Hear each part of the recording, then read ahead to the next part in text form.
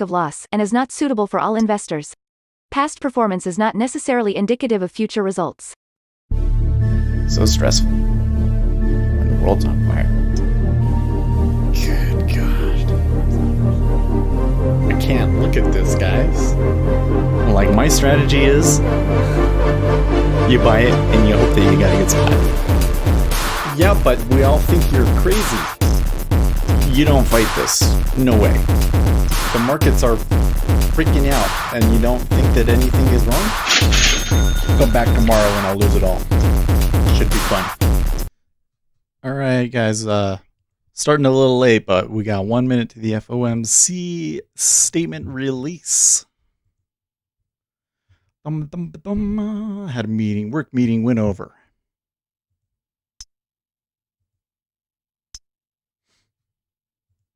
Pull you guys down over here.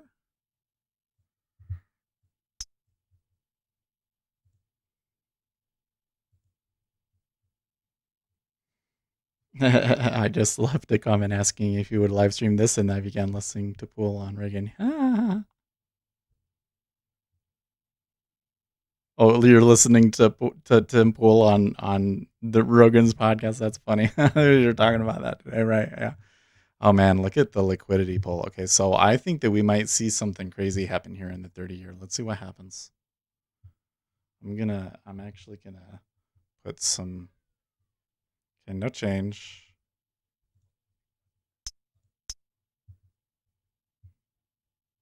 Okay. Is there going to be anything about yield curve control is kind of what they're wondering here. Okay, so I am seeing some liquidity return.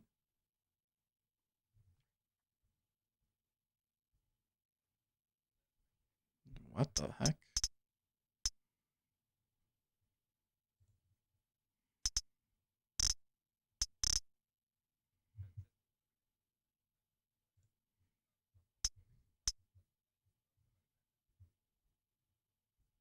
Look at this.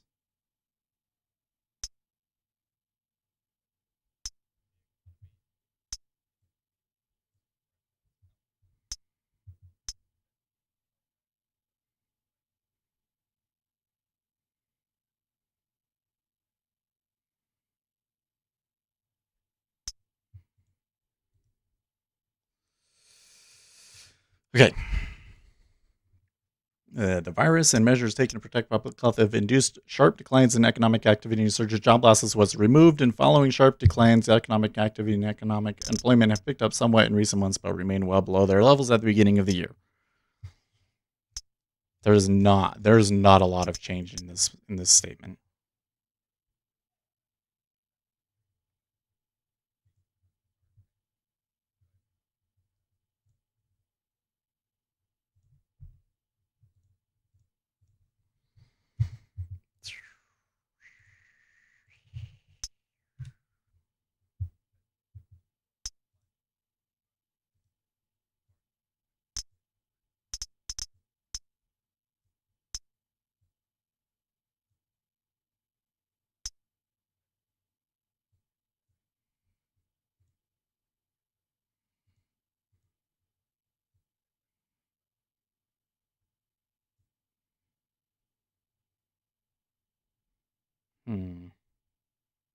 So the 30-year did get hit there a little bit, and there was a bit of a stop run.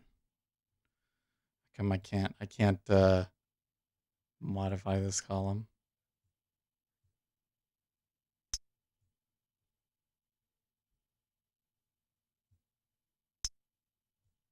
That's so weird. Oh, okay, whatever.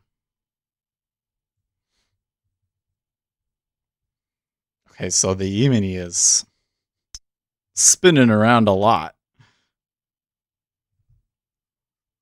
which I'm kind of surprised by, to be honest. The treasuries are just kind of chilling. It's like, seriously, there are almost no changes. There are almost no changes.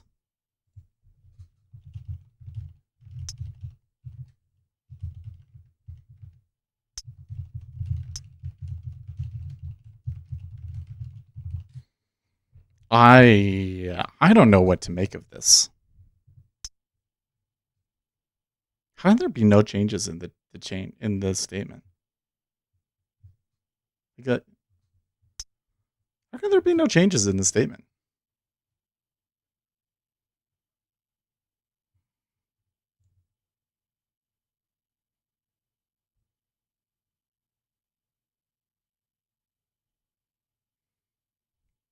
The path of the economy will depend significantly on the course of the virus.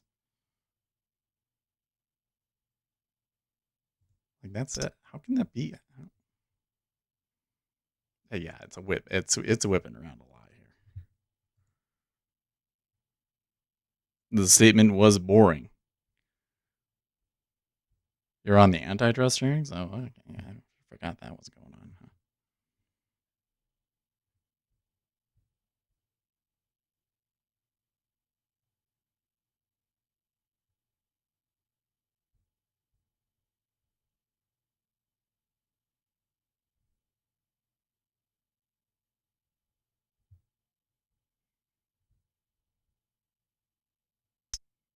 All right, fine. Fine.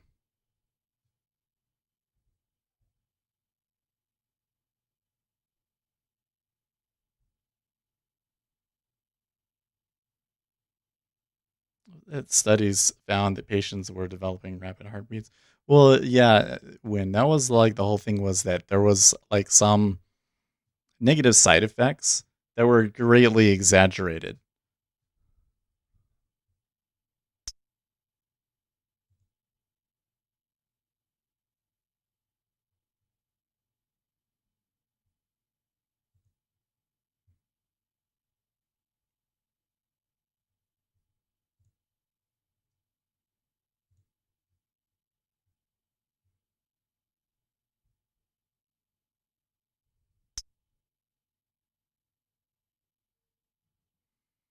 Well, after the bond selling it a little bit, all of the treasuries appear headed higher now.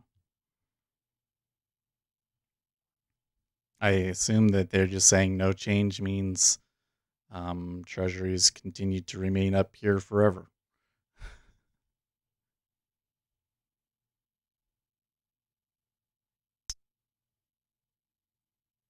I don't know that I'm seeing a lot. So FX Macro is retweeting somebody saying the FOMC translation is the economy is an absolute dog shit. We are printing 24/7 to try and keep the Dow from collapsing. The 1% have been bailed out, and the 99% of you are on your own. I don't know if it means anything.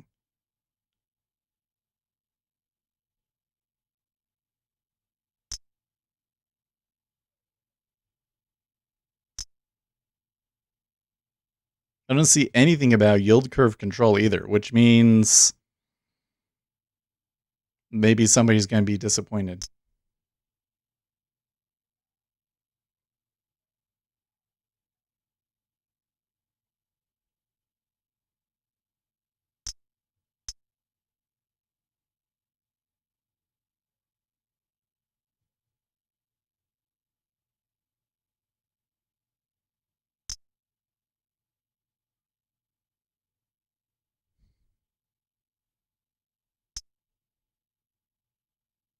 I mean, he's still trying to decide if they care about it or not.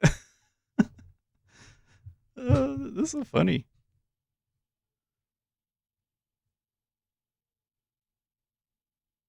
Okay, they clear 06.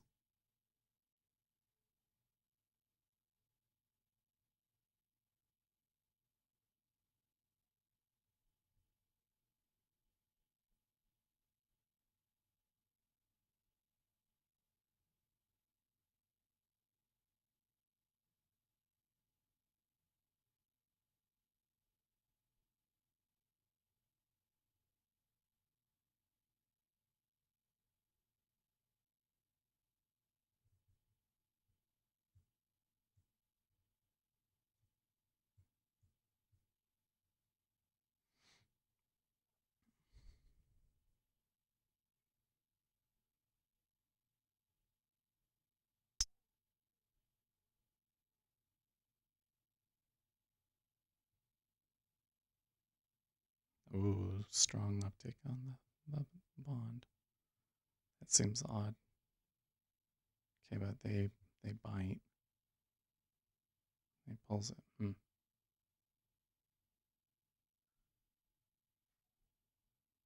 Now we're getting icebergs at 23.5, which is where we had the majority of the action from today. The 10-year. I'm trying to see, like, watching all of the news wax. Fed repeats it is committed to using its full range of tools. It didn't change anything in the statement. Why are you saying that? Like, making up headlines, guys. Oh my gosh.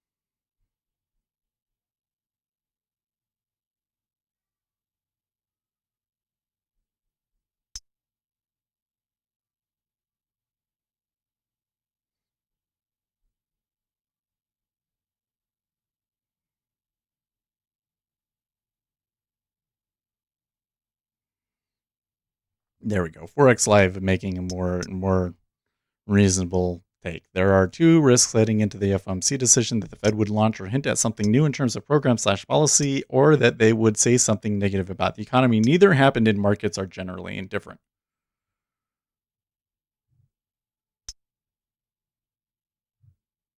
That says the economy recovery will depend on that. Yes, they did add that. They changed like 2 statements. And they weren't, the one that they changed was just like, okay, well, we have to change this statement because back then it was something that's happening and now it's something that happened. And so they had to change it to a past tense phrase. And that was like it.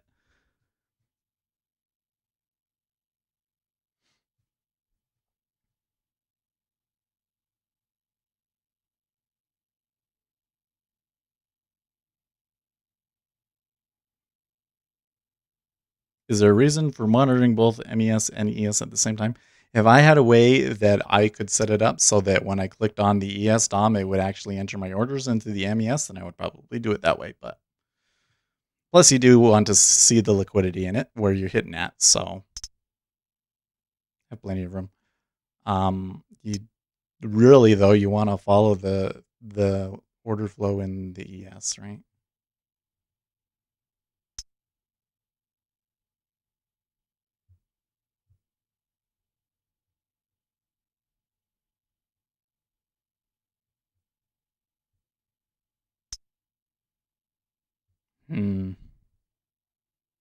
It took a while for the 30-year to bid there.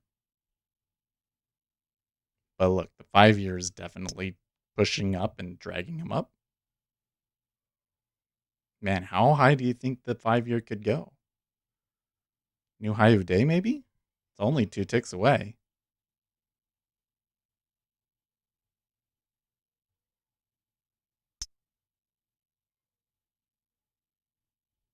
Hmm.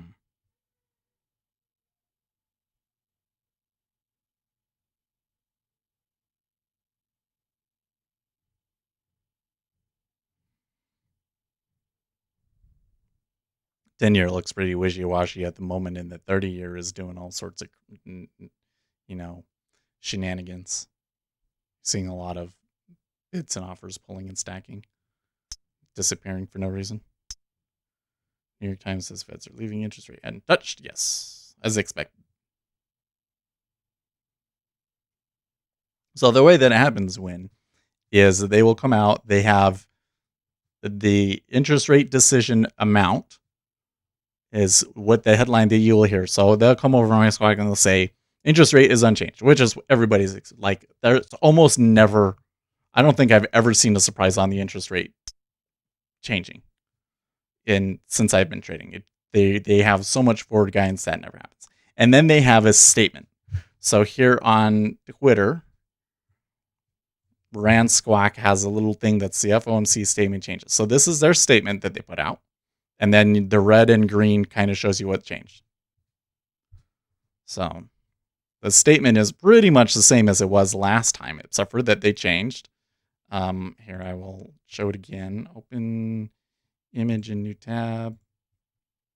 They removed the virus and measures taken to protect public health have induced sharp declines in economic activity and a surge in job losses. And because that was what would happen then, and now they're saying it happened, right? Following sharp declines, economic activity and employment have picked up somewhat in recent months, but remain well below their levels at the beginning of the year. No duh, right? So they made a change that literally tells us nothing, right?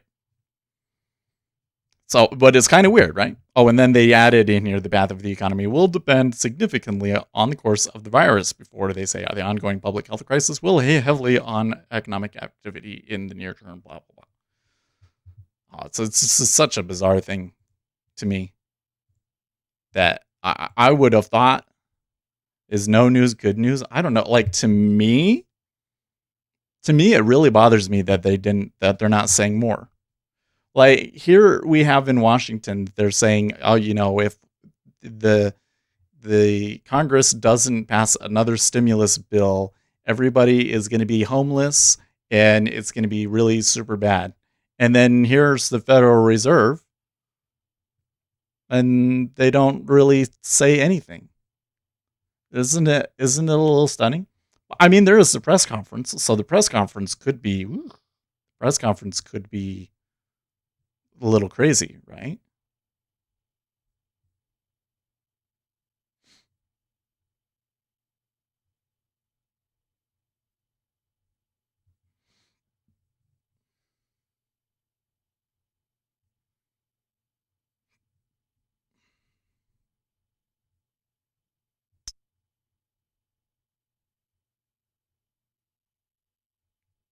Especially if one of the questions they're going to ask is, have you talked more about yield curve control? And then he'll tell us, but because that would be stuff that will be in the meetings notes, but that we won't, the only way we get to know about it is asking him for now.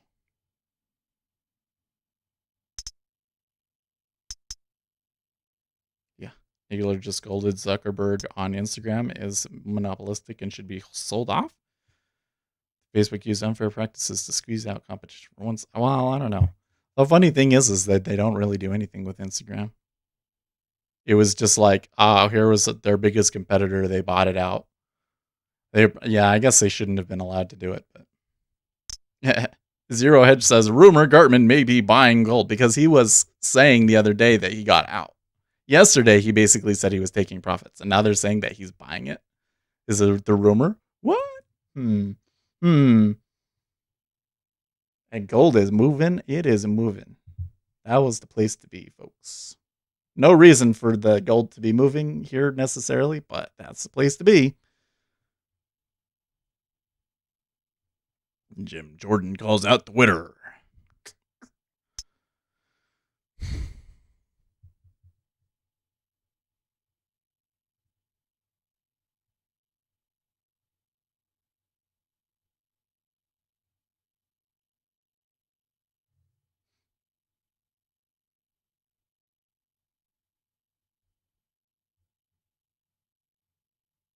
The 5-year is really rocketed up here. It's now at new highs.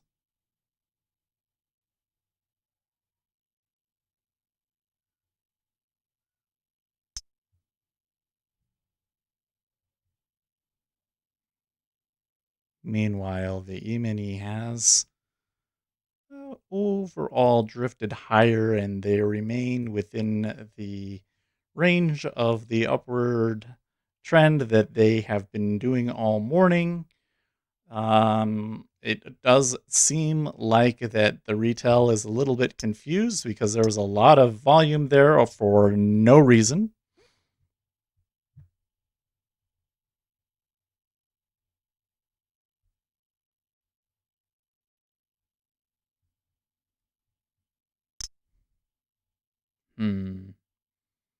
Okay, that their 10-year ticking up there again.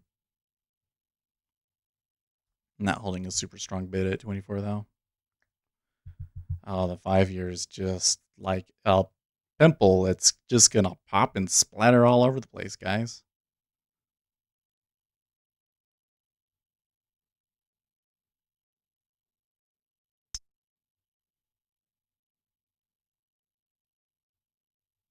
Okay, uptick in ZP, reset.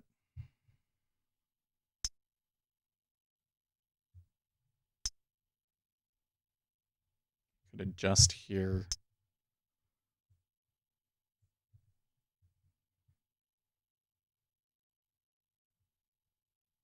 Not that I'm expecting anything crazy, but just seeing. I think that they are likely to. Oh, maybe not. Really, they're going to bounce right there, huh? That fell back really quickly.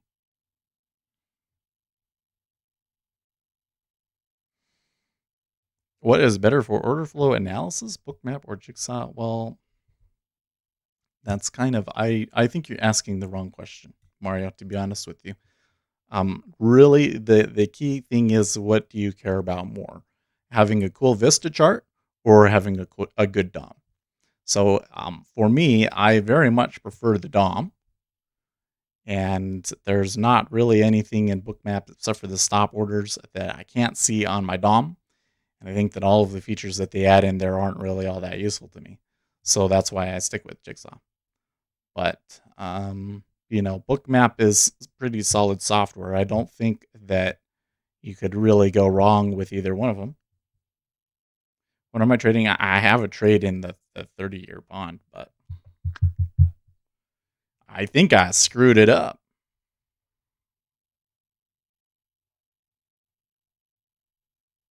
Yeah. Well, that just came back so easily. Hmm.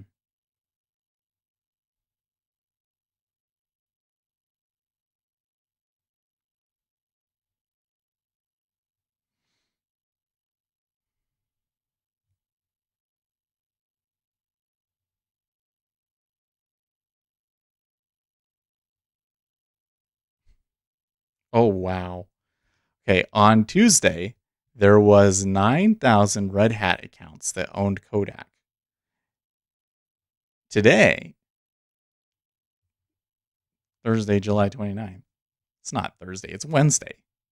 Yeah, anyways, there are 95,000 Red Hat accounts. And he says that is not a typo. 95,000 Red Hat accounts.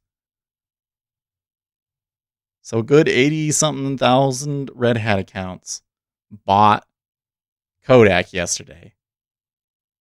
And I have no clue what the valuation is.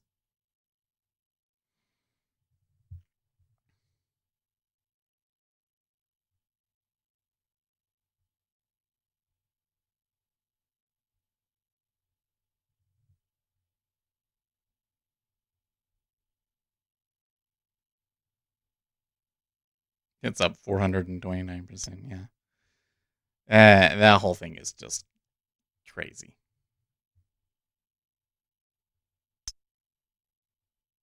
I honestly don't get it. It'll probably keep going. I mean, that's the silly thing, is that it will probably keep going. But why do you want to buy into the thing when everybody else is doing it? Like, shouldn't you be saying, okay, well, if they just got an investment of this many $1 million, and this is how much money they have on hand and how much money they make, and this is what the adjusted earnings per share is going to be based off of it, and this is what the new value of it is. And if it's below that, then you buy it, and otherwise you leave it alone. And you would expect that fairly quickly, at least within a day or so, that it should come to an equilibrium value about what the actual value of the company is. But no, you get this retail mania. It's just they buy it because the government's involved. It's really quite crazy. Okay, so we are going to have the conference here.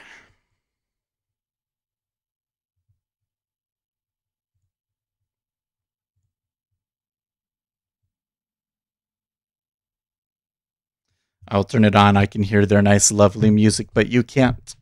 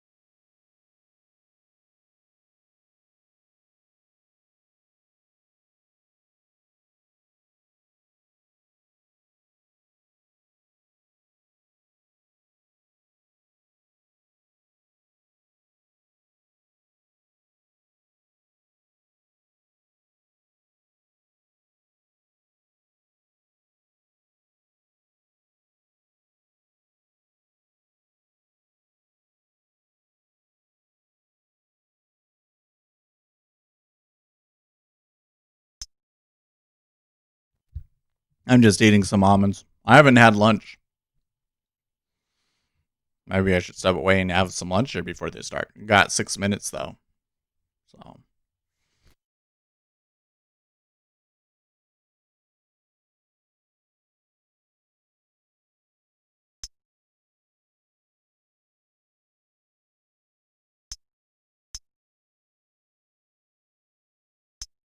yeah, this is not going well. I don't normally trade the 30-year. I don't know.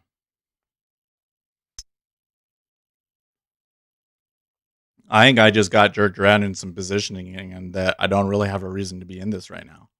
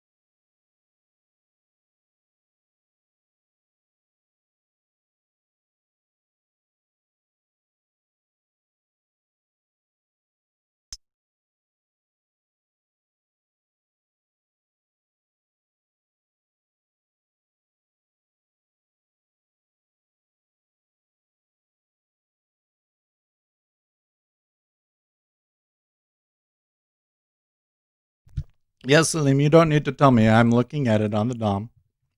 It's right here in front of my face.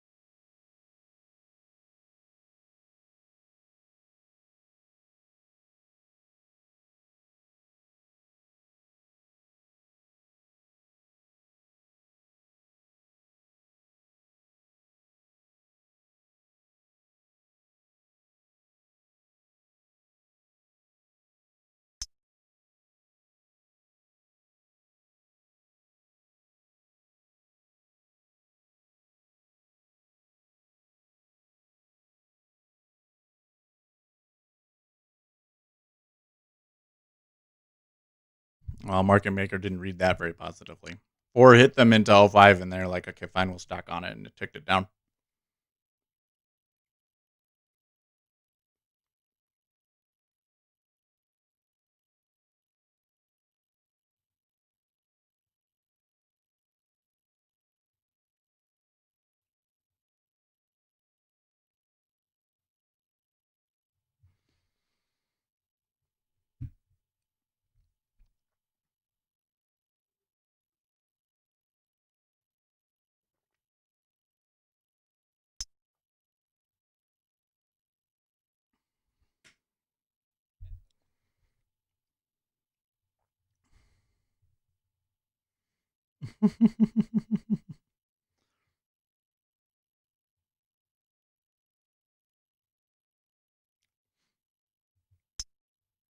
Mm, mm, mm.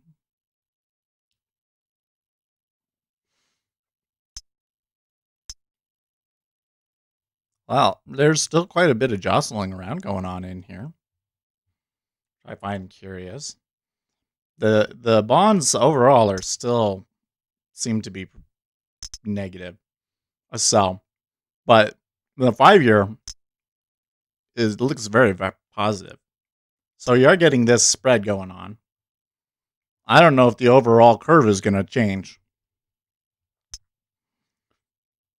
Why does my name have a wrench to it? We gave you permission so that you could post links.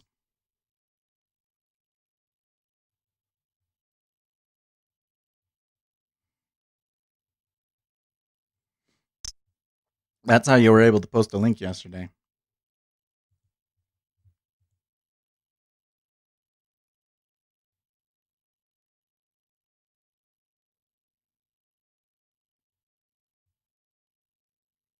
Okay, here he is.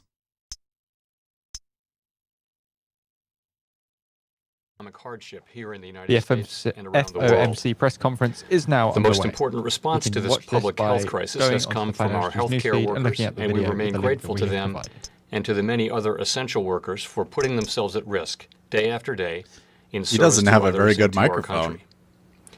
All of us have a role to play in our nation's response to the pandemic. At the Federal Reserve, we remain committed to using our tools to do Their what we microphone can is a little and for hot. as long as it It's a little takes overly to compressed. provide some relief and stability, to ensure that the recovery will be as strong as possible, and to limit lasting damage to the economy. In recent months, economic activity picked up Humidty's buying as that, the huh? economy began to reopen. Many businesses opened their doors, factories restarted production, and more people left their homes to engage in various activities. As a result, household spending looks to have recovered about half of its earlier decline, although spending for services such as air travel and hotels has shown much less of a pickup. The recovery in household spending also likely owes to federal stimulus payments and expanded unemployment benefits, which provided substantial and timely support to household incomes. In contrast, indicators of business fixed investment have yet to show a recovery. Even with the improved economic news in May and June, overall activity remains well below its level before the pandemic, and the contraction in real GDP in the second quarter will likely be the largest on record. The labor market has followed a similar pattern. After precipitous drops in March and April, employment rose strongly in May and June, as many people returned to work from temporary layoffs. As a result of the roughly 22 million jobs that had been lost, about 1/3 had been regained as of the June payroll report. The unemployment rate declined in May and June, but at 11.1% remains far above its level before the outbreak and greater than the peak during the global financial crisis. In addition, the downturn has not fallen equally on all Americans, and those least able to bear the burden have been the most affected. In particular, the rise in joblessness has been especially severe for lower wage workers, for women, and for African Americans and Hispanics. This reversal of economic fortune has upended many lives and created great uncertainty about the future. The pandemic has also left a significant imprint on inflation. For some goods, including food, supply constraints have led to notably higher prices, adding to the burden for those struggling with lost income. More broadly, however, weaker demand, especially in sectors such as travel and hospitality, that have been most affected by the pandemic, has held down consumer prices, and overall inflation is running well below our symmetric 2% objective. Along with the recent increases in economic activity have come new challenges. After declining gradually from a peak near the end of April, the number of COVID-19 cases has increased sharply in many parts of the country since The mini mid-June. moved, then I'm sure We the have thus MC entered was a going new pretty phase crazy with in it. And look containing at all the of the virus, volume which there is in the essential ES. to protect both our health and our economy. As we have emphasized throughout the pandemic, the path forward for the economy is extraordinarily uncertain and will depend in large part on our success in keeping the virus in check. Indeed, we have seen some signs in recent weeks that the increase in virus cases and the renewed measures to control it are starting to weigh on economic activity. For example, some measures of consumer spending based on debit card and credit card use have moved down since late June, while recent labor market indicators point to a slowing in job growth, especially among smaller businesses. A full recovery is unlikely until people are confident that it's safe to re-engage in a broad range of activities. The path forward will also depend on policy actions taken at all levels of government to provide relief and to support the recovery for as long as needed. The Federal Reserve's response to this crisis has been guided by our mandate to promote maximum employment and stable prices for the American people, along with our responsibilities to promote the stability of the financial system. We are committed to using our full range of tools to support the economy in this challenging time. We have held our policy rate near zero since mid-March and have stated that we will keep it there until we are confident that the economy has weathered recent events and is on track to achieve our maximum employment there was just and price stability something goals. pertinent to us, right? We've been It's gonna purchasing keep it low for a sizable long time, quantities but of it's what we Treasury and expect. agency mortgage-backed securities in order to support orderly conditions in the markets, which are vital to the flow of credit in the economy. To sustain smooth market functioning and foster effective transmission of monetary policy to broader financial conditions, we will continue to increase our holdings of Treasury and agency mortgage-backed securities at least at the current pace. These purchases are At least also at the fostering current pace, more accommodative again, financial what conditions. they said last time. The Federal Reserve has also been taking broad and forceful actions to more directly support the flow of credit in the economy for households, for businesses large and small, and for state and local governments. Without access to credit, families could be forced to cut back on necessities or even lose their homes.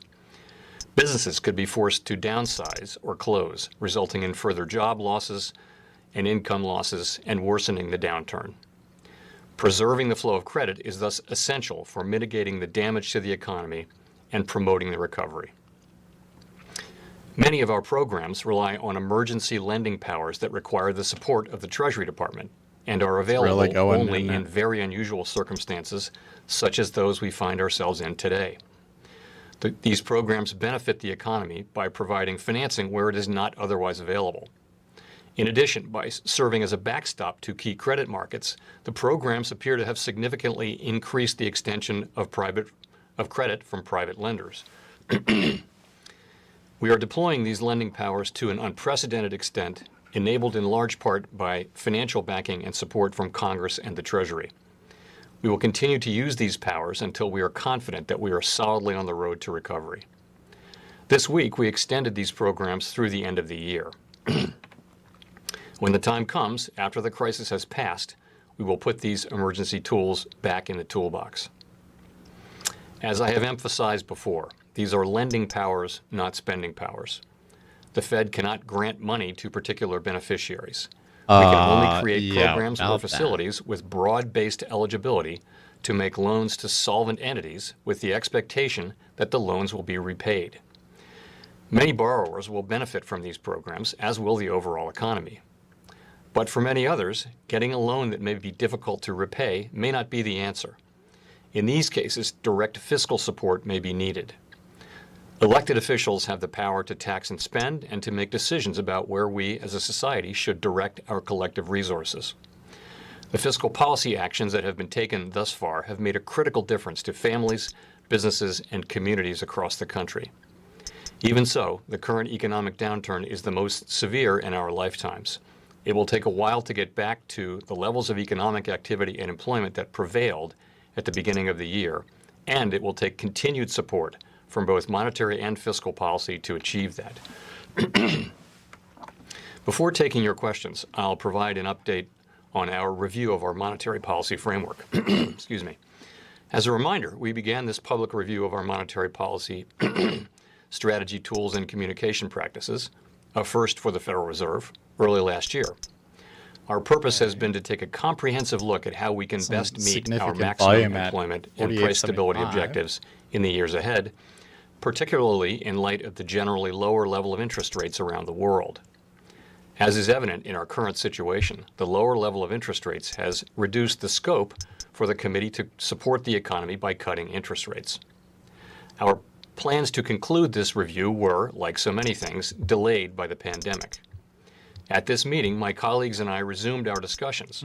Our focus was on possible enhancements to our statement on Go up to longer-run like goals 57, and monetary 60. policy strategy. This document states our goals, articulates our approach to monetary policy, and serves as the foundation for our policy actions. While I do not have any details to share with you today, I am confident that we will continue to make progress and will wrap up our deliberations in the near future. We understand that the work of the Fed touches communities, families, and businesses across the country. Everything we do is in service to our public mission. We are committed to using our full range of tools to support the economy and to help assure that the recovery from this difficult period will be as robust as possible. Thank you. I will look forward to your questions. James Politi. Hi there, James Politi with the Financial Times. Chair Powell, the Fed today decided to extend dollar liquidity swap lines with a number of central banks around the world. Why was that important for the Fed? And how concerned are you about dollar shortages persisting over time through the pandemic?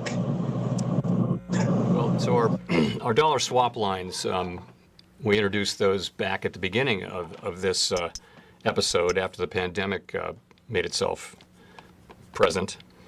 And dollar funding markets were in very difficult shape at the time. And the introduction of the swap lines has really restored dollar funding markets around the world to fairly normal levels of activity. And so they kind of served their purpose. But we extended them, I guess yesterday morning, really to facilitate planning by other central banks and just so people will know that those facilities are still there. We want them to remain in place and be available as long as they are needed. And since the crisis and the economic fallout from the pandemic are far from over, we're going to leave those in place for the time being, and we'll leave them in place until we're confident that they're no longer needed. There's nothing that's going on in the market right now that raises any concerns. It's just we want them to be there as a backstop for markets. Okay, Steve Leisman. Steve Leisman, CNBC. I'm hoping you can hear me. Mr. Chairman, given you said several times now that you have lending, not spending powers. Given that a lot of the capacity of these programs has not been used and really barely used, do you think that some of this money that has been dedicated by the Treasury to the Federal Reserve should be considered to be used by Congress as direct grants to businesses that are in need right now, or to households, given that Congress is now saying that money is limited and they do not want to pass a very large stimulus bill? Is this money doing the best for the nation as a backstop for Federal Reserve programs that don't seem to be being used all that much right now? Thank you, and I have a follow-up, sir. So that's really a question for Congress. They appropriated that money and $454 billion for our facilities, and it's really a question for them. So you're right that our facilities have not, we haven't done as much lending as we thought, but in very substantial measure that's because markets started working again fairly soon after we announced the facilities, particularly in the corporate credit facilities, also in the muni space, and also in the short-term funding facilities, the three of those that we set up. So we didn't turn out to need the kind of funding that we thought we would. On the other hand, it's important that the facilities stay in place, and that's why we extended them yesterday. It's important that they still stay in place until we're very confident that the turmoil from the pandemic and the economic fallout are behind us. So I can't really speak to what Congress should do with it, but it's important that the facilities be there and be fully funded in case the needs do arise down the road. We don't see them now, but in case they do arise, they should be there. Has any consideration, thank you, has any consideration been given to asking Congress to allow the Federal Reserve to lend to companies in bankruptcy? Thank you. Not that I'm aware of, no. Thank you. Man. Tim Rose. The audio on this is terrible. Who's got the? Oh my! You're all reporters. Who's got the big buzz? Oh my! News media.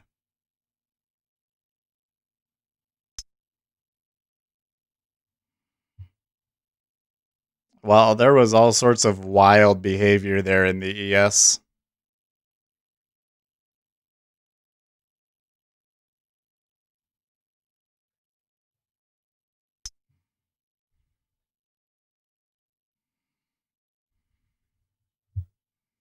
Days ago, answering some questions from lawmakers, and a question they each answered had to do with the continuation of these pandemic unemployment benefits. And something we've heard a lot is that they could be a disincentive to work. Both of them addressed that. I wonder if you would as well. And then as a follow-up, I wonder what you've learned about the degree to which this has led to a widening of the wealth gap in this country, the degree to which maybe people are experiencing two different kinds of pandemics here. Some are getting through this based on what they've saved and the jobs that they have. Others are really struggling to get by, and I wonder what additional role the Fed could have in sort of bridging that yawning gap. So on your first question, I'm just watching this, and nothing that's happening right now seems to have any real specific logical advice on particular rhyme or reason for programs and the level they should be at and that kind of thing. I just will say the following, that this pandemic and its fallout really represents the biggest shock to the U.S. economy in living memory. We went from the lowest levels of employment we'd had in 50 years to the highest levels we've had in 90 years, and we did it in the space of 2 months. And I would say that the response from the fiscal authorities was strong, it was fast, it was seems broad, like it and, should be turning on me, but appropriately I'm so. not. And I think we are seeing the results of the earlier strong fiscal actions. When you see the spending that's happening, when you see small businesses staying in business, even though the economy hasn't fully, successfully, sustainably reopened yet. The book is in not many actually places, changing. You are though, seeing what happens with that money, and so in a broad sense, it's been well spent. It's kept people in their homes. It's kept businesses in business, and that's all a good thing. I think in the broad scheme of things, that there will be a need, both for more support from us and from more fiscal policy. Fiscal policy is up to Congress. You see the ongoing discussions that they're having, and it suggests to me that there's that both sides they're wrangling over various provisions, but nonetheless believe that there is a need for some additional fiscal support. And the last thing I'll say is that if the expansion, even if the reopening goes well, and many people go back to work, it's still going to take a fairly long time for the parts of the economy that involve lots of people getting together in close proximity. And that means that many of the people who were laid off from those industries, and that's restaurants, bars, hotels, public entertainment, all those places, travel and accommodation, many of those people are going to find it hard can't go back to their old job. There won't be enough jobs for them. So I think those people are going to need support. I can't say what the exact level should be. It's not our role, but they're going to need support if they're to be able to pay their bills, to continue spending money, to remain in their current rental house or apartment, or a house if they own it. So I think there will be a need. In terms of inequality, really, so I think it's fair to say that the burdens of the pandemic have fallen on heavily. They've fallen on everyone, but they've fallen very heavily on people who work in the service industries in relatively low-paying jobs. So isn't this program-driven? Probably that, not. Came out of some of our research that was that if you make $40,000 a year or less, then 40% retail buying. You got a 40% chance of losing your job in April and May. So it's falling very heavily on people who have the least financial wherewithal to to bear that. And you turn your program off when the reserve chairman is talking. I'm just gambling here. I wouldn't recommend trading. I should have said that earlier. I don't recommend trading when he's talking. What we're trying to do is create an environment in the financial markets and in the economy where those people have the best chance they can have to go back to work to their old job or to a new job. That's really what we're doing. Everything we do is directed at that. And I would say, I'll say one last thing on inequality. That is, inequality is an issue, has been a growing issue in our country and in our economy for 4 decades. And you see it, it has many faces. You see it in the relative flattening out of incomes for people in lower and middle incomes as compared to those at the top. You see it in low mobility. You're already in a trade when they start where talking, people, where the chances of moving up from the bottom to the middle or the top have declined and are lower. I mean, if he really says something that's comparable important, wealthy then countries. you might try it. It's a serious economic problem for the United States, but it's Usually got it's underlying causes that are not related to temporary, monetary flaky policy, moves. to our response to the pandemic. Again, 4 decades of evidence suggests it's about globalization. It's about the flattening out of educational attainment in the United States compared to our other competitor countries. It's about technology advancing too. If you're on the wrong side of those forces, it's been your income has stagnated. So it's a critical problem for our society, but one that really falls mainly to fiscal policy and other policies. Our part of it is to push as hard as we can on our employment mandate while keeping price stability. We saw what happened to people. So he's saying that income inequality is not our fault. Last expansion. It was the best labor. So a lot of people have been blaming it on the Federal Reserve lately, and he's responding to The biggest that. wage increases were going to people at the bottom end of the wage spectrum for the last couple of years of that 10-year, 8-month expansion. So a tight labor market is probably the best thing that the Fed can foster to go after that problem, which is a serious one. And now we're going to Nick Timmermans. There's Zero Hedge is gonna zero in on that. You have described your asset purchase Man, they're not objectives gonna like him as saying that. stabilizing markets. And with markets having stabilized, aren't the asset purchases now doing more than address market function by supporting your macroeconomic objectives?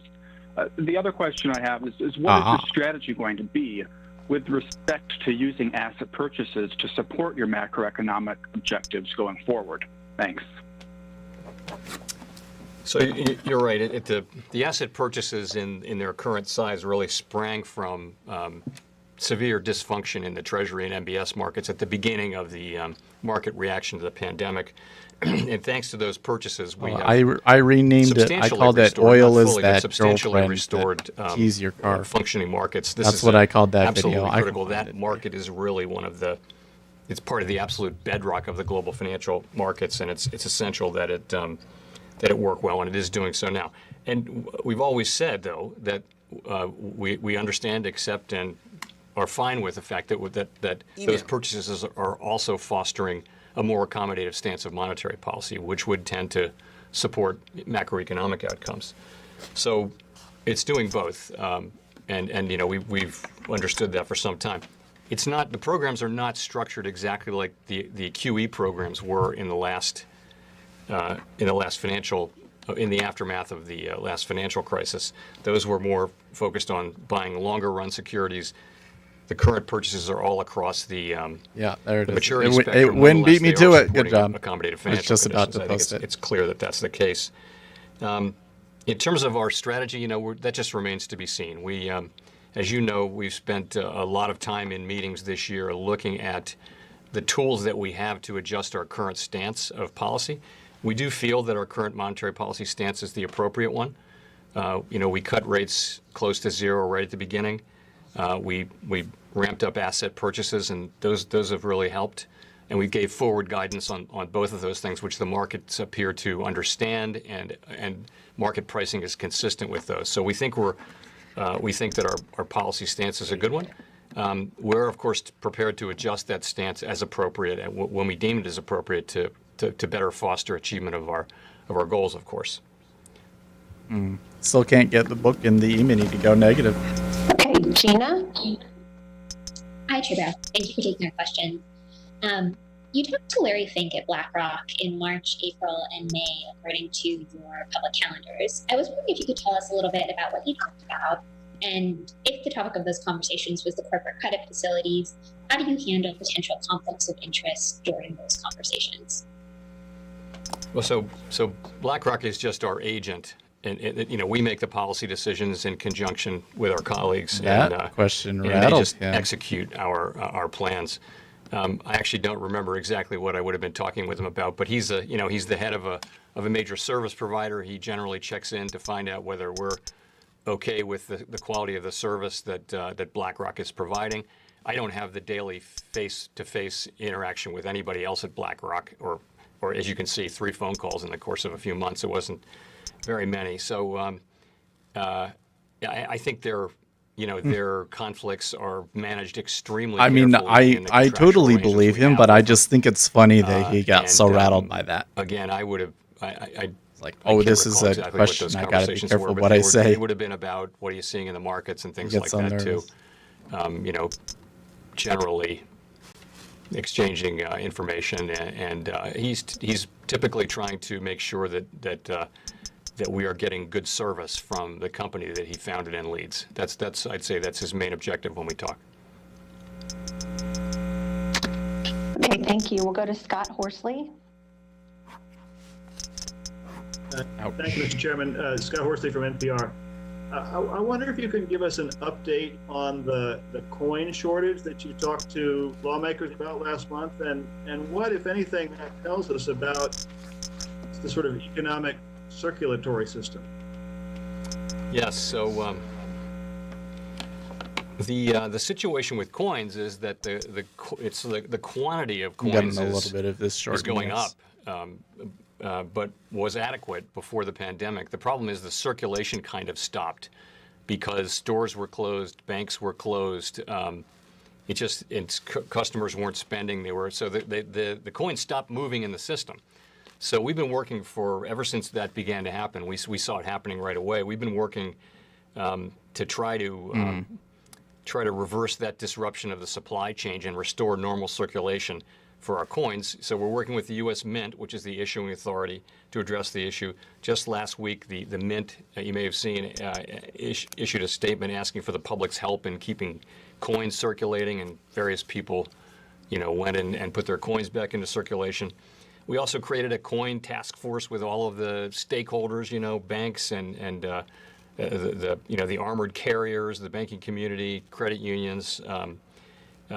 Everybody in the coin supply chain. We're in frequent communication with the banks and with the armored carriers, trying to get back to where we need to be. So we do think the inventories are building up. The mint is making coins as fast as it can, but things happen in the factory environment. Someone will come to work with COVID. I think this has happened in almost every factory environment around the country, and then they'll shut down for a day, and then they come back, and that kind of thing. So, we're closely monitoring it. It's it's a significant issue. We've got a lot of resources on it, and we do feel like we're making progress.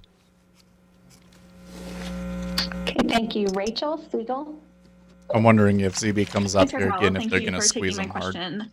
I'm wondering if you can be The 5 a years bit more not specific necessarily about any risks that you see related to a double dip recession, or signs that the recovery was stalling or maybe begin to stalling, compared to some of the signs that we were seeing earlier in the summer. Thanks very much. Yeah, so maybe I'll talk more broadly about the outlook and include your question in it. So as I mentioned, economic activity and employment picked up beginning in May and right through June, and remain well below their levels because I'd say job gains have reversed about a third of the job losses from March and April, and consumer spending has reversed about a half of the drop. So, but nonetheless, those were sooner and stronger than we expected. So, but what happened then was, along with that positive data, we got the virus increases starting in the middle of June in lots and lots of states around the country, and that brings us to a new point here, which is we need to, in addition to dealing with the health crisis, we have to remember this is really a health crisis, and these are people who are having the coronavirus, and it's taking a terrible toll. So we've got to deal with the economic ramifications of that. So what we're seeing is that we monitor quite a lot of what we think of as sort of non-standard high-frequency data. That's become a very important thing, even more important than usual in the work that we do. And what that data show on balance is that the pace of the recovery looks like it has slowed since the cases began that spike in June. So some measures of consumer spending based on credit card and debit card data have moved down. Recent labor market indicators point to a slowing in job growth, particularly among smaller businesses. Hotel occupancy rates have flattened out. People aren't going out to restaurants, bars, gas stations, pharmacies, and beauty salons. Oh, because this is as the much. options. Consumer surveys, by the way, which had dropped very sharply when the pandemic arrived and then moved back up sharply, they look like they may be softening again now. There's still some areas of strength. Housing and motor vehicle sales have still been strong. Nonetheless, on balance, it looks like the data are pointing to a slowing in the pace of the recovery. But I want to stress, it's too early to say both how large that is and how sustained it will be. We just don't know yet because we have to wait to see the actual data on spending and employment come in. But this is what we're seeing, and of course we're monitoring it very carefully. And I'd be remiss in not stressing this enough. The path of the economy is going to depend to a very high extent on the course of the virus. There's a lot of shorts on there, apparently, to keep it in check. That is just a very fundamental fact about our economy right now. The two things are not in conflict. Social distancing measures and fast reopening of the economy, they actually go together. They're not in competition with each other. So. Thank you. Chris Rugaber. Hi. Well, just to follow up on that a bit, and thanks for taking my question. You added the sentence into the statement about the course of the economy depends on the path of the virus. Do you feel this idea or this view is not widely enough understood? Do you feel you had warned back in May that too early reopening or an incautious reopening might harm the economy? Do you feel that message was not heard and that some of these reopenings took place perhaps sooner than they should have? I think we haven't even scared anyone yet. Oh yeah, we haven't even come back to the virus fact or the most central driver of the path of the economy right now is the virus, and you're seeing that again now. You saw that during the lockdown, when we got cases way down. You saw the economy reopening, and you saw spending go up and hiring go up, and now that the cases have spiked again. Again, the early data, the high frequency data, suggest that there's a slower pace of growth. We could go all the way back for now. We don't know how deep or how long that will be. So it's such an important sentence. We just decided that it needed to be in our post-meeting statement. It's so fundamental, and I think we can't say it enough. It's really important. You can think of it as three stages. There's the lockdown, and we know what that looks like, and we'll get the data, I guess, later this week on GDP being down very, historically large amounts. Then there was the reopening. Historically large amounts. He almost made it like would go back to he almost said something that would really freak the market out. Without exposure to lots of people in tight groups. They should be able to go back to work during that phase fairly quickly, but that would depend on being able to keep the virus under control, which will depend that's going on wearing here. masks and other social distancing measures. So that's where we are. It's such an important factor. We're all talking about it, so we thought it really had to be in the statement. Thank you. Mike McKee. Mr. Chairman, I'm wondering what it is. You've talked a lot about using all of your tools, and Governor Brainerd go talked below about moving the from support to FOMC accommodation. What it from is the you can statement level actually at 37. That would be you lowered funny. rates to zero. You set up the lending programs. Oh, There they hasn't totally been much could too, take-up. because if it's just And retail the tools you traders talk getting about in are and generally in panicking. service of keeping interest rates low where they already are. So unless you were to go to negative interest rates, How do you get invited to that Zoom meeting? I don't know. You would think that these guys would have a or is better it really internet up connection, to right? the fiscal authorities at this point to rescue the economy, to add additional help for it? So an attempt here to Right. So stem the you're right. bleeding. We are committed to using our full range of tools to support the U.S. economy at this difficult time. Right about where And I we should will expect always it remain as well. committed in that sense.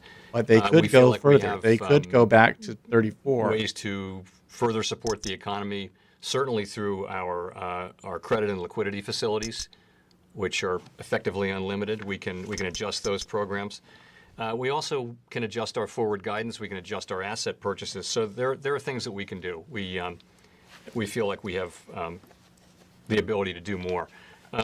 But I would not disagree with the importance of fiscal policy, with your statement about the importance of fiscal policy. Fiscal policy can address things that we can address. If there are particular groups that need help, that need direct monetary help, not a loan, but an actual grant, as the PPP program showed, you can save a lot of businesses and a lot of jobs with those. In a case where lending a company money might not be the right answer. The company might not want to take a loan out in order to pay workers who can't work because there's no business. So lending is a particular tool, and we're using it very aggressively. But fiscal policy is essential here. And I would say, again, Congress's action early in the pandemic, historically large by any standard around the world, and certainly by U.S. standards, it's really helping now. It's really helping. It's going to stand up very well to scrutiny down the years. This Congress's very fast and very open-handed response, I think, has really helped, and I think. So I was looking for a sweep like that below 43. From all of us. Now that I got it, I'm out. Congress negotiating now over a new package, and I think that's a good thing.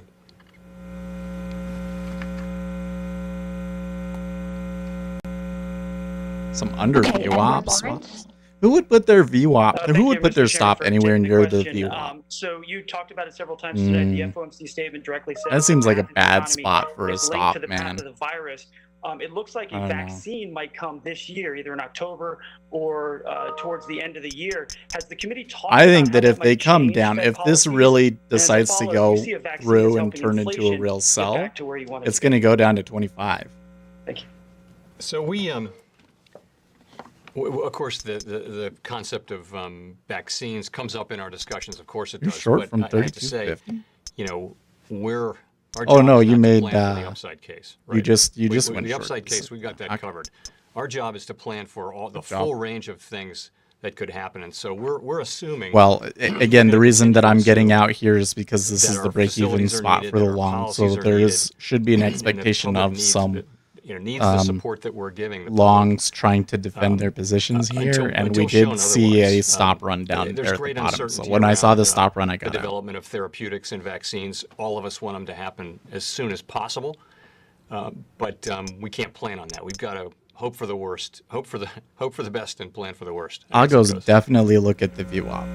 In terms of inflation, but the issue is that area around the VWAP is a place where those prices are all really likely to trade. This is a disinflationary shock. So if you put your stop there, it's really likely to get triggered. This might lead to inflation over time, but we're seeing disinflationary pressures around the world going into this.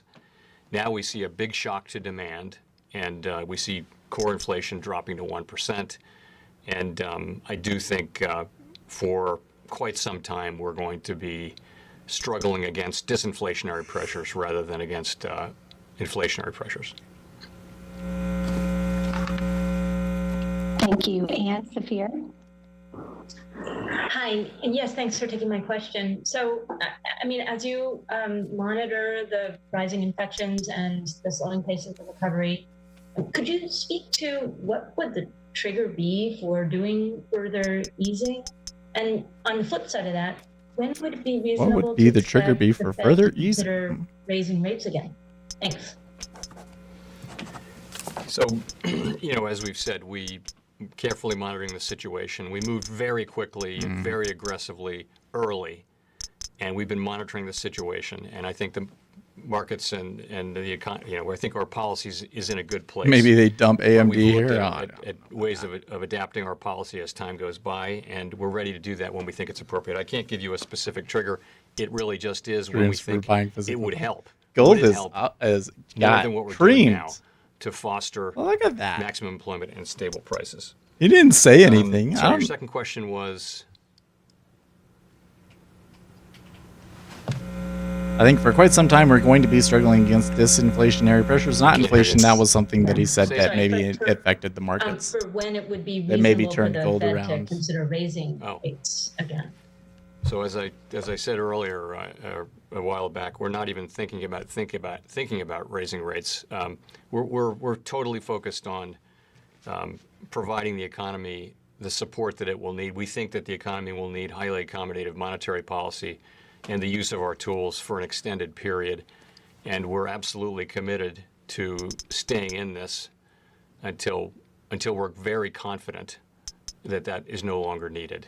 So I wouldn't look for us to be sending signals about cutting back on facilities or anything like that for a very long time. We're in this. Does he have to say we're not even thinking about we're raising through rates it. again? And I think this, I think the picture is you had the lockdown, then you have the reopening, but there's probably going to be a long tail where a large number of people are struggling to get back to work because those heavily affected areas of the economy are going to be challenged, really, to employ the millions of people who are now out of work. I think 14 million people are now out of work who were working in February, something like that. So that's going to take a while, I think, in everyone's reckoning. And everyone should know that we're going to be there for all of that.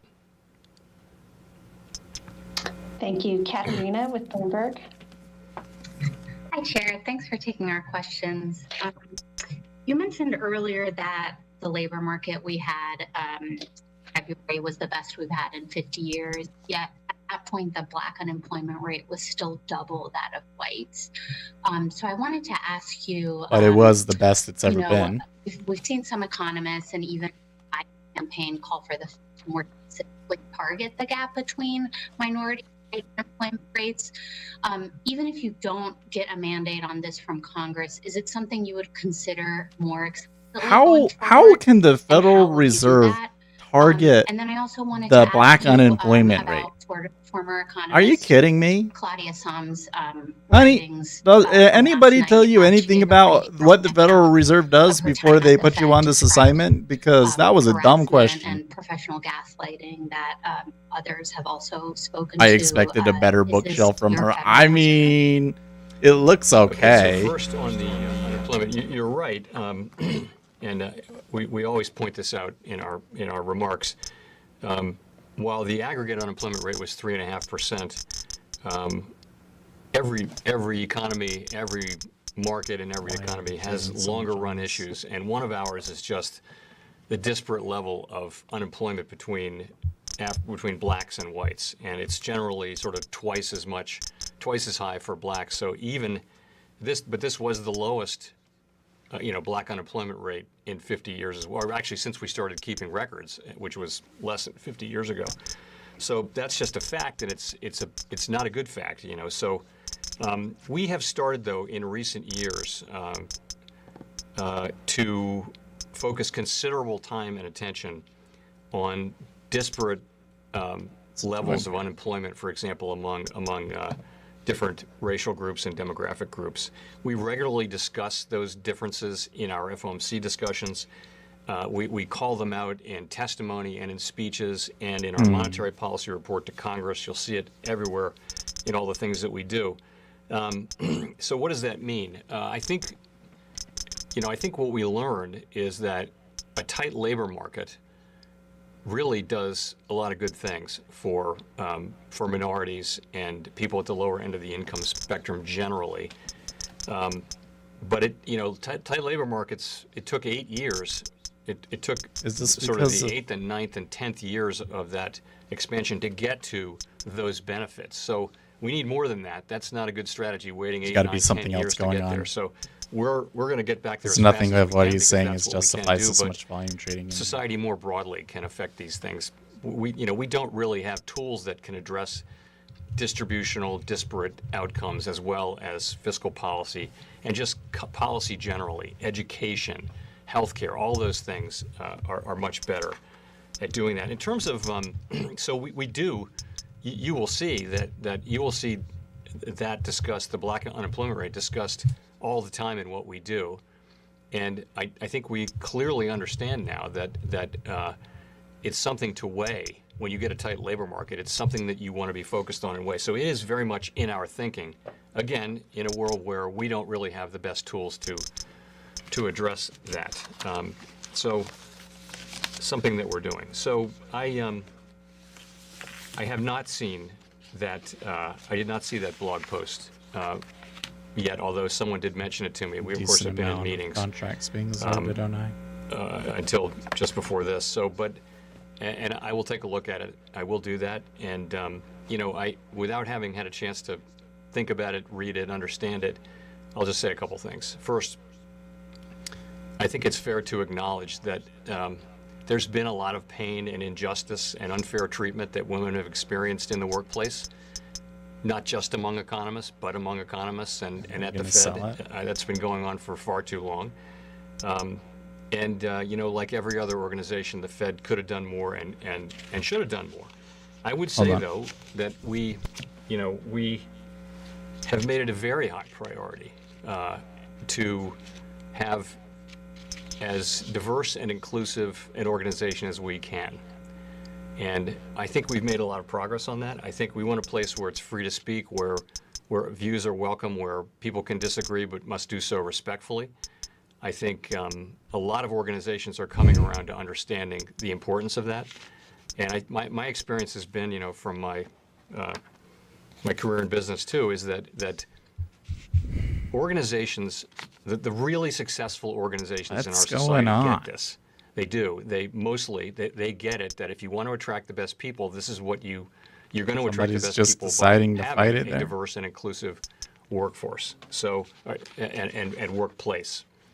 So we've made diversity a priority. We actually, this has been a big issue for the economics profession. We had the two heads of the AEA task force on this, who happened to be named Ben Bernanke and Janet Yellen, come here, and I co-hosted an event with them, I guess last year or the year before, which had several hundred, 500 people or something like that listening, and about these issues. So we're doing a lot. I'm sure we can do more. We're doing a lot to to foster a 10 years sure seems to want climate, to, particularly sure for looks women, like it but wants to reach up for there all and people. touch the high So again. it's a very high priority for us as an organization. I will look into that, and when this is over. Neil Arter, make sure that they don't come after you. Chair Powell, That's what that felt like. That felt like a hostage jobless tape claims, response, don't you rose again think? recently, and That was a new little. hiring activity has He said weakened. way too much How about big are the risks of the unemployment And rate meanwhile, the rising market's all and over, job growth turning all over the negative this place. summer? So, as I mentioned earlier, we're watching this high frequency data, and It's a lot of volume there. Of course, the official labor market reports come out once a month, and no one has had a very good record lately of predicting what they're going to say. They've been in May and June stronger than anybody expected, particularly in May. So I would say some humility is appropriate here in terms of thinking we understand exactly where this is going. I think all we can say today is that there's evidence in the high frequency data, the surveys, and you're tracking. You get pictures of spending. must be You trading get that. pictures of people's movements.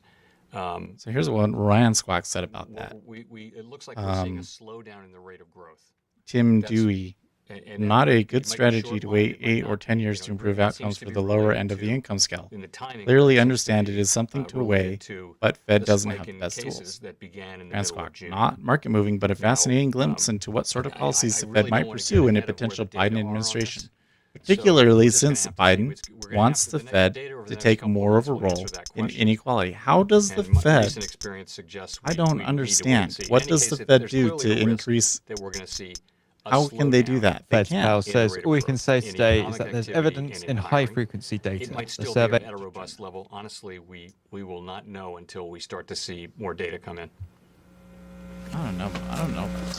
Thank you. Victoria Guida. So down in growth might be short. Hi, Victoria Guida with Politico. Thanks for taking my question. I wanted to ask about the 13.3 facilities. You all have used your emergency authority to buy assets that you can't directly buy, like corporate bonds, ETFs. So I was just wondering, what is the scope of your authority under 24.5 gonna 13.3? break? What type of assets are you allowed to buy? Could you buy equities through an SPV, for example? We haven't looked at that, and we have no intention, haven't done any work or thought about buying equities. But we're bound by the provisions of 13.3, which requires that we make. I don't believe you. Programs or facilities of broad applicability, meaning we have to have. It can't just be focused on one entity. Maybe you aren't doing studies or any active policy engagement at the Federal Reserve about it, but don't tell me you haven't thought about it. You haven't, because everybody's thinking about it. Everybody's been saying, when are you going to buy equities? That was meant to make it. Don't tell me that it's not on your radar. There was a lot in there to make sure that, that they were going to be solvent and things like that. So, we have to meet those requirements. We haven't looked and tried to say what can we buy and let's make a complete list. We felt that using these facilities that we could buy corporate bonds and municipal bonds too. So I just to follow up really quickly. So is it generally supposed to be primarily directed at debt instruments, since you talked about borrowers? The statute doesn't say that, but the statute doesn't say that. Yeah, you could read the statute that way if you want. Honestly, we haven't tried to push it to what's the theoretical limit of it. I think clearly it's supposed to replace lending. That's really what you're doing. You're stepping in to provide credit at times when the market has stopped functioning. That's fundamentally what you're doing with 13.3. They're going to go all the way up to 50, and so I 61 think now? You've got to sort of work within that framework. It's saying 61. Thank you. Greg Robb? Hi. Thanks for taking The market seems to like that. Oh, there are other things they could buy. One of the things in this crisis that's unusual is that he's turning companies into are an cutting Oblivion wages and NPC salaries, character. something, That sure we haven't feels like seen that. much. And I was wondering what the Fed is thinking about this. It seems to indicate that inflation could be more volatile and coming. Yeah. Coming The market was clearly reacting to his statement there, even though it was not really a bullish. The labor he was market trying has his a long hardest way to not go make it a recover. bullish thing. We had a good labor market. It wasn't perfect.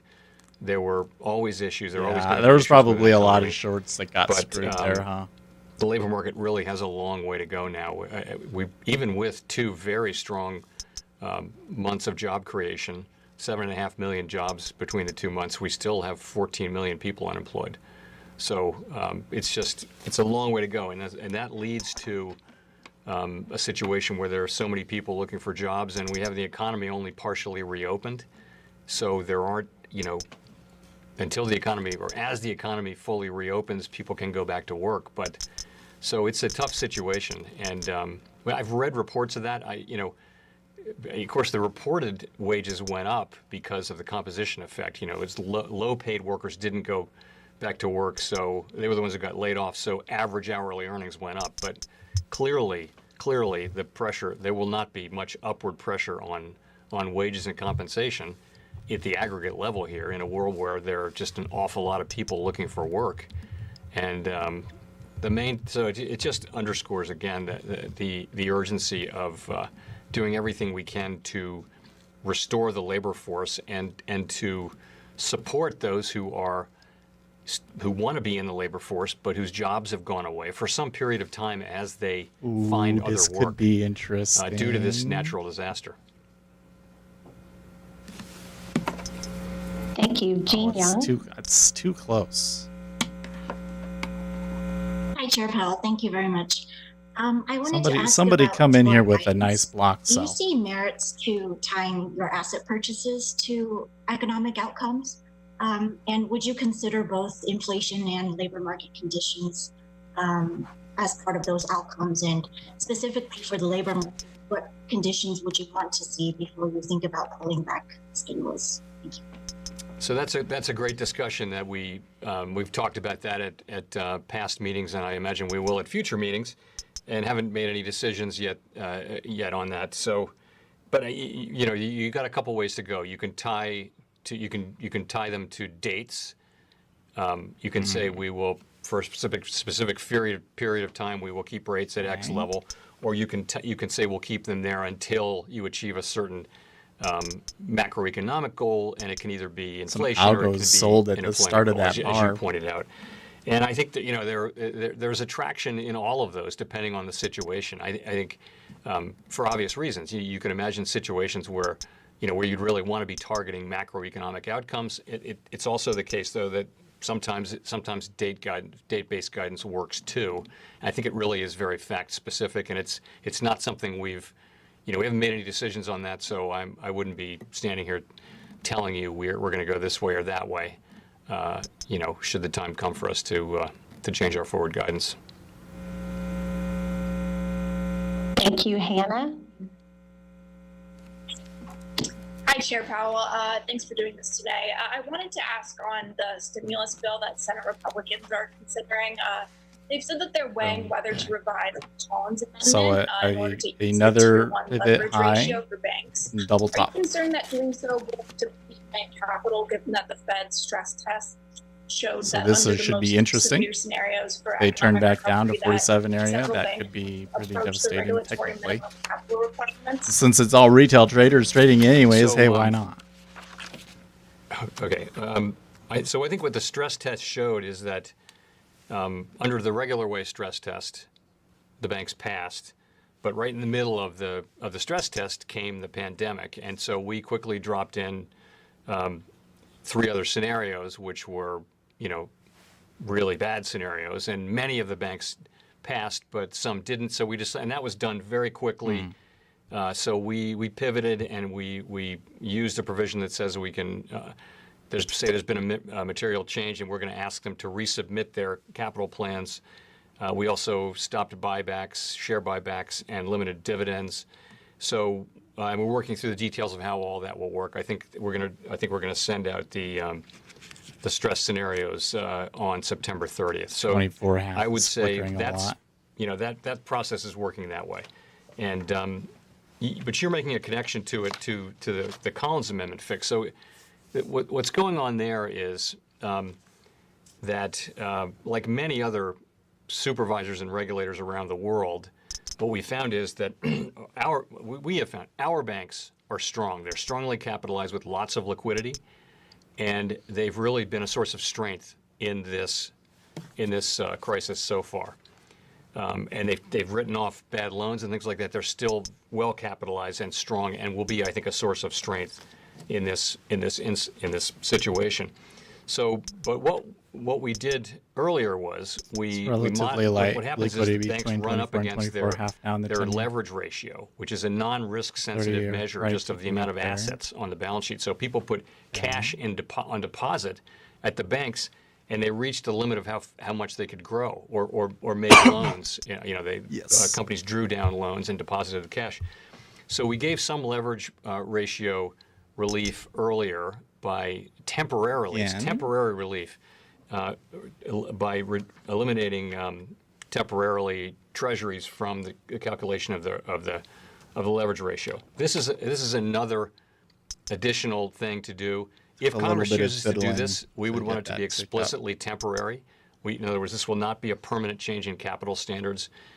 We haven't decided to do it, but it would give us the ability to allow banks to grow their balance sheet, and in doing so to serve their customers better. And I have to tell you, if you look around the world, bank regulators, many bank regulators around the world have given leverage ratio relief.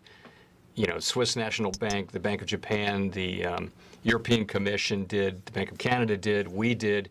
What it's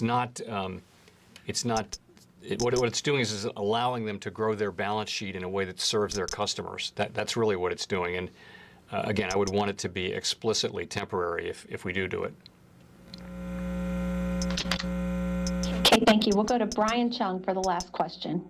Hi, Chairman Powell. Thanks so much. Brian Chung with Yahoo Finance. I wanted to ask just how the framework review is working in tandem with your discussion on explicit forward guidance. So is the idea that you're trying to have some order to that you would announce the findings of the Fed review before then committing to some sort of explicit forward guidance or even yield curve control policy? Thanks. I do think that completion of the review would, first of all, it's something that was a very high priority for it. We were really looking forward to completing it, probably at the June meeting, but it might have been the meeting before that. We were right on track, and then we got distracted. And we weren't expecting the pandemic, of course, nobody was. So the pandemic came in. I think it is important to go back and finish that, and I do think that will inform, everything we do going forward. I would also tell you, though, that to a very large extent, the changes we'll make to the statement of longer run goals and monetary policy strategy are really codifying the way we're already acting with our policies. To a large extent, we're already doing the things that are in there. This is just a way of acknowledging that and putting them in the document. I can't tell you what the exact timing of that will be, but I do think that's a sensible way to think about it. The Treasury's going Thanks for very it. much. The 10-year's going for it.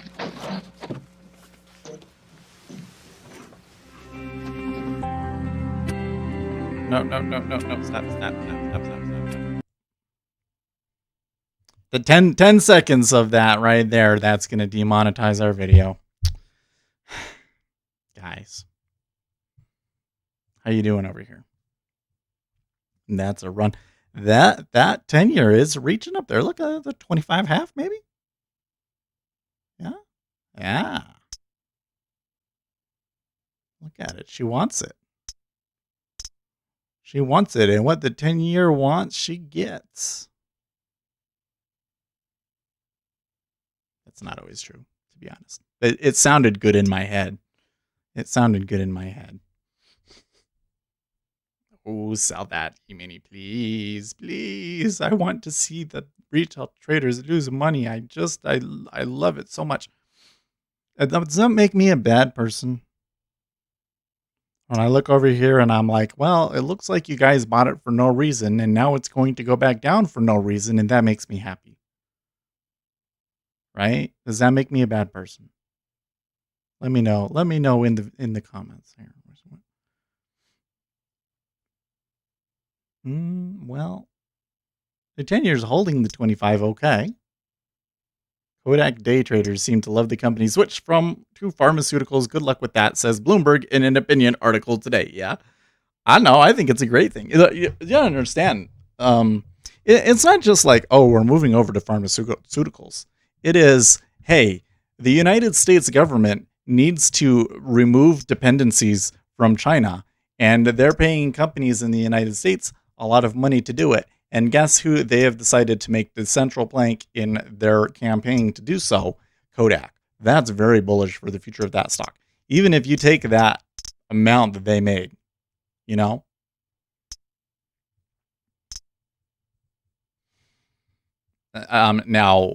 I don't know what it should be valued at, though. I would really like to know if you just include the investment that the U.S. government made. What should Kodak be valued at?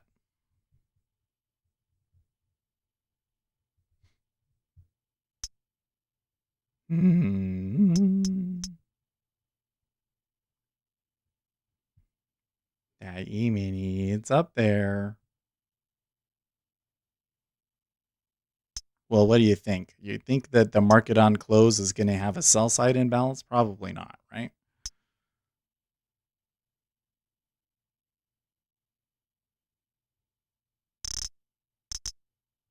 Oh, that was a stop run. That was a little bit of a tear.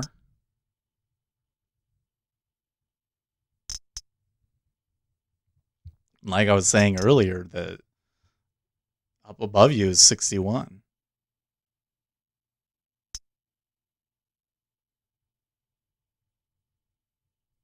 Look, the tick is, oh, I don't see that.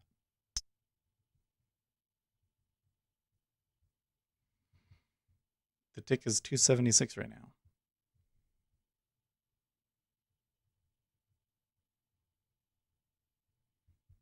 A lot of volume there in the E-mini, though, that's for sure.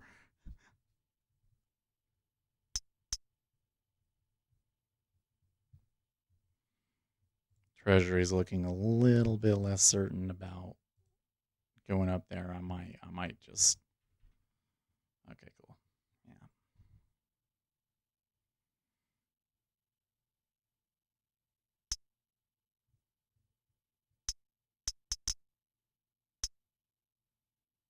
They're gonna turn down again.